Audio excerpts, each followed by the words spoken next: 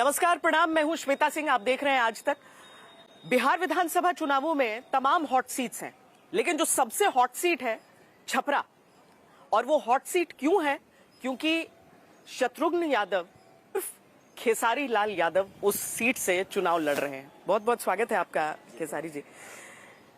रउआ के राजनीति रास आवता।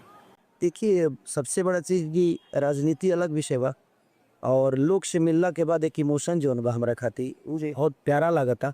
आई सब शुरू से बा हमरा खातिर लोग के ऐसे जब प्रवेश पूरा दुनिया जाना हाँ तब लोग से ही बहाने शायद हमरा मिले करला कि हमने के खेसारी के स्टार बनौनी जा, ट्रेंडिंग स्टार बने जा, चाहे दुनिया की जितना भी नाम पड़ल हमारा जीवन में सब लोगन के ही देन बा।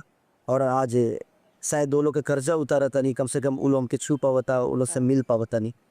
ठीक बा, परेशानी तो बा, लेकिन जब ना काम में परेशानी नहीं खे समझी कि वो काम नहीं खे।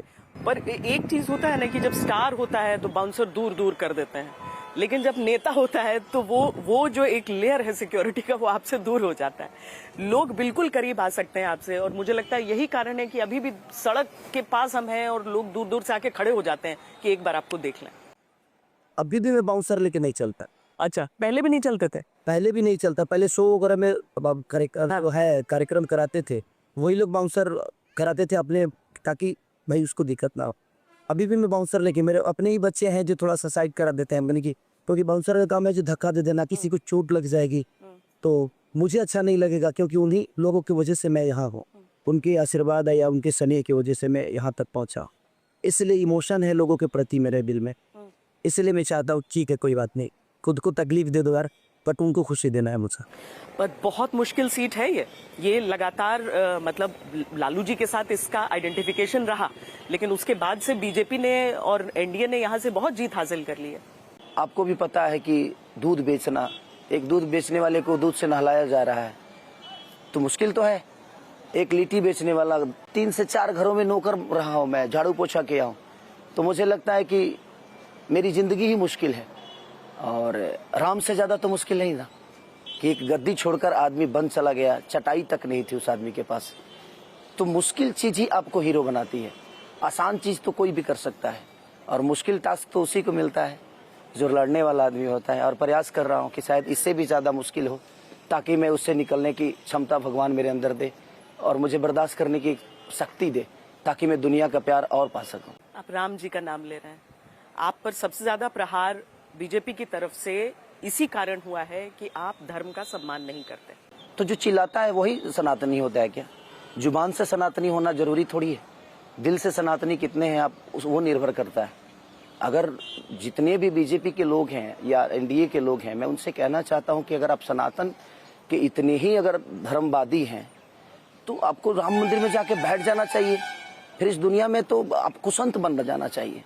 और अगर इच्छाओं का अंत हो जाता है तो इंसान संत हो जाता है। आपकी इच्छाएं इतने हैं और आप संत की बात करते हैं। हम तो सबसे ज्यादा राम पे गाना गाए हैं, जितने उस दल में लोग हैं वो तो राम पे गाने, जब राम मंदिर बना तब गाए, हम उससे पहले गाए हैं। तो कहने से थोड़ी आप सनातनी हो जाओगे, आपके दिल में किसी के प्रति श्रद्धा नहीं होगी तो आप जुबान से कितने उसको सम्मान दे पाओगे। हमारे मन में राम है, हमारे हृदय में कृष्ण है, तो विषय यहाँ राम और कृष्ण का नहीं है, विषय लोगों का इमोशन के है, लोगों का रोजगार का है और बिहार की बदहाली का है। मैं यही सवाल हर एनडीए से कहना चाहता हूं कि जब चुनाव आता है, जब बिहार की चुनाव जब भी होती है, आप देखिएगा सनातन की बात होगी, राम की बात होगी, मुस्लिम की बात होगी, हिंदू की बात होगी, हिंदुस्तान की बात होगी, पाकिस्तान की बात होगी, मस्जिद की बात होगी, विकास का एक आदमी बात नहीं करता है। मैं कहता हूं नहीं तो जंगल राज की बात होगी। आज 20 साल से आप देखे होंगे, अभी चुनाव में बहुत बड़े बड़े नेताओं के, तो मैं आपसे एक ही सवाल करूंगा कि आप उनसे जरूर पूछिएगा कि आप मंदिर हटाइए, मंदिर बन गया, हम सनातनी है या नहीं ये विषय नहीं है। हमारे सनातन होने से हमारा घर नहीं चलता है, हमारा घर रोजी रोजगार से चलता है। हमारे बच्चे सनातन होकर अपना भविष्य तय नहीं कर पाएंगे। उनको पहले शिक्षित बनाने के लिए तो उनको स्कूल दे दीजिए, अपने आप वो सनातन हो जाएंगे। सनातन मंदिर में बैठकर और 2 शब्द बोलकर सनातन थोड़ी होता है।